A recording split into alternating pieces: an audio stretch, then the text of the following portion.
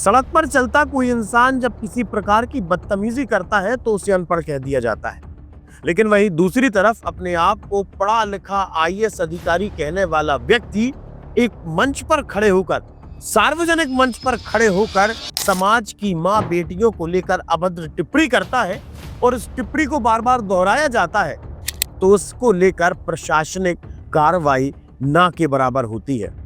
नमस्कार, मैं आशुतोष भार्गव, आप देख रहे हैं आयुध। आज की वीडियो में हम बात करेंगे अपने आप को आईएएस कहने वाले संतोष वर्मा की, जो लगातार मां बेटियों को लेकर अभद्र टिप्पणी करते जा रहे हैं, माफी मांग नहीं रहे हैं, लेकिन सरकार उनके ऊपर किसी भी प्रकार का ठोस कदम नहीं उठा रही है। आखिर सरकार की क्या मजबूरियां हैं?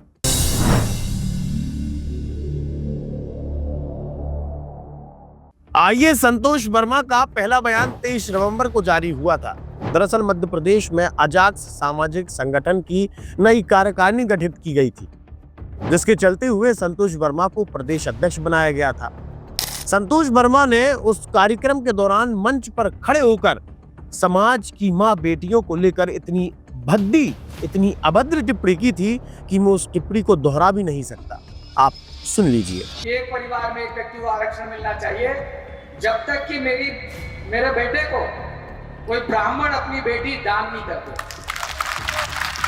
या उसका संबंध नहीं बना। संतोष वर्मा का दूसरा वीडियो कल मतलब 10 दिसंबर को जारी हुआ, जहां पर एक बार फिर संतोष वर्मा खुले मंच पर ये कहते नजर आ रहे हैं कि तुम कितने संतोष वर्मा मारोगे, हर घर से संतोष वर्मा निकलेगा। जो हमारे चंद्रशेखर रावण जी हैं, बहुत अच्छे समाज सेवी है, समाज के लिए बहुत कर रहे हैं। उन्होंने कहा कि बोले कितने संतोष वर्मा को तुम मारोगे, कितने संतोष वर्मा को तुम जलाओगे, कितने संतोष वर्मा को तुम निकल जाओगे। अब हर घर से एक संतोष वर्मा निकलेगा, और जब हर घर से संतोष वर्मा निकलेगा तो फिर आपके पास इतनी ताकत नहीं है कि आप हर संतोष वर्मा को जला सकें। इसी के साथ बीच में संतोष वर्मा का एक और वीडियो वायरल हुआ था, जिसमें संतोष वर्मा माननीय हाई कोर्ट के ऊपर सवाल खड़ा करते नजर आ रहे हैं। जिस तरीके से जुडिशरी से, न्यायपालिका से आपका बीज समाप्त किया जा रहा है, बीज समझते हो ना आप? तो जब हमारा बेटा सिविल जज बनेगा तभी वो हाई कोर्ट जज तक पहुंचेगा, अदरवाइज और कोई चांस नहीं है। तो आपने अगर बीज ही नष्ट कर दिया तो आप करोगे क्या? न्याय की उम्मीद किससे करोगे? अगले 15 साल, 20 साल, 25 साल कितने जस्टिस गवई आ जाएंगे हमारे लिए, हमारे समाज की बात करने वाले? कोई बनेगा क्या? ये सिर्फ ब्राह्मण समाज या फिर सवर्ण समाज की बात नहीं, ये चिंता का विषय पूरी भारतीय समाज का है। ये एक अभद्र टिप्पणी करने वाला चरित्रहीन अधिकारी लगातार ब्राह्मणों के ऊपर टीका टिप्पणी कर रहा है, सवर्ण समाज के ऊपर टीका टिप्पणी कर रहा है। अरे भाई, क्यों कोई ब्राह्मण समाज का व्यक्ति आपके बेटे को अपनी बेटी दान में देगा? ब्राह्मण समाज ही क्यों ना हो, बल्कि देश का कोई भी व्यक्ति आपके लड़के को अपनी बेटी दान में क्यों दे? जरा सोचिए, जब कोई ब्राह्मण या फिर सवर्ण समाज का व्यक्ति इस प्रशासनिक अधिकारी के सामने अपनी फाइल, अपनी फरियाद लेकर पहुंचता होगा तो उसके साथ कैसा व्यवहार किया जाता होगा। जब खुले मंच पर इस प्रकार की अभद्र भाषा के साथ टीका टिप्पणी की जा रही है तो बंद कमरे में, केबिन के अंदर एक सवर्ण समाज के व्यक्ति के साथ व्यवहार कैसा होता होगा इस आईएएस संतोष वर्मा का? ये सोचने वाली बात है।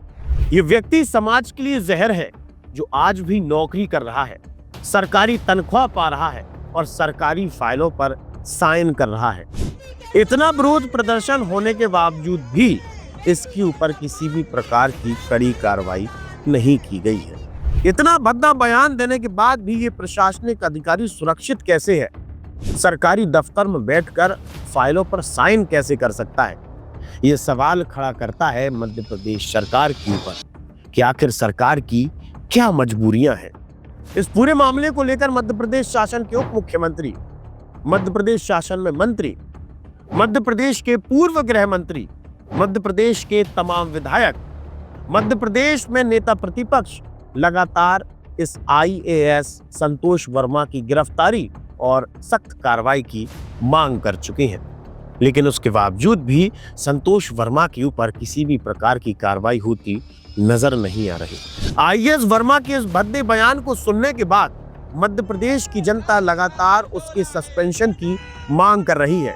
लेकिन कुछ बुद्धिजीवियों को ये कहना है कि आईएएस को सस्पेंड करना इतना आसान नहीं है। उनके ऊपर कार्रवाई करने से पहले कई सारे नियमों का पालन करना होता है। जब हमने कुछ पढ़ाई की, जब हमने विशेषज्ञों से बातचीत की, तो साहब ये बिल्कुल सरल प्रोसेस है। केंद्र सरकार या फिर राज्य सरकार किसी भी आईएएस प्रशासनिक अधिकारी को सस्पेंड कर सकती है और उसके ऊपर सख्त कार्रवाई की जा सकती है। राज्य सरकार को बस उस बात की रिपोर्ट केंद्र तक पहुंचानी पड़ती है, तो ये कोई बहुत बड़ा टास्क नहीं है। इसके बाद मध्य प्रदेश की राज्य सरकार पूरी तरह से स्वतंत्र है और वो किसी भी प्रकार से आईएएस संतोष वर्मा के ऊपर कार्रवाई कर सकती है। अब जरा आईएएस संतोष वर्मा की हिस्ट्री भी जान लेते हैं। ये कोई ऐसे प्रशासनिक अधिकारी नहीं है जिन्होंने लोगों के मन में जगह बनाई हो, जिन्होंने अपने कार्य क्षेत्र में कोई एक आदर्श स्थापित किया हो, किसी बड़े जिले में कलेक्टर बनकर गए हो जहां पर लोगों ने उनका काफी सम्मान किया हो, बल्कि 2021 में फर्जी तरीके से फर्जी कागजों का उपयोग करते हुए ये प्रमोटी आईएएस बने। शुरुआत में स्टेट गवर्नमेंट के प्रशासनिक अधिकारी थे, बाद में इन्हें प्रमोट करके आईएएस अधिकारी बनाया गया। इसी के साथ ही 2 महिलाओं ने इनके ऊपर यौन शोषण का मामला भी दर्ज कराया था। महिलाओं को शादी का झांसा देकर उनके साथ लिव इन में रहना, उनके साथ अश्लील कृत्य करना, उन्हें ब्लैकमेल करने का काम संतोष वर्मा ने पर्याप्त तरीके से किया है, जिसको लेकर के कोर्ट ने उनके ऊपर कार्रवाई भी की थी। आईएएस संतोष वर्मा जेल भी गए थे, उसके बाद रिहा हुए। रिहा होने के बाद प्रशासनिक सेवा फिर से ज्वाइन की और आखिर में अजाक्स का उन्हें प्रदेश अध्यक्ष बना दिया गया। एक बार तो आईएएस संतोष वर्मा की पत्नी ने ही उन पर आरोप लगाया था कि शादीशुदा होने के बावजूद भी अपने ही स्टाफ में एक सहकर्मी के साथ इनके प्रेम प्रसंग संबंध है, जिसके चलते ही इन पर कार्रवाई भी की गई थी। आपको याद होगा 2017 में मध्य प्रदेश के पूर्व मुख्यमंत्री शिवराज सिंह चौहान ने मंच से खड़े होकर एक माई के लाल वाला बयान दिया था, जिसके चलते सवर्ण समाज सड़कों पर उतरा, आक्रोशित हुआ और उसका परिणाम 2018 के विधानसभा चुनाव में स्पष्ट देखने को मिला था।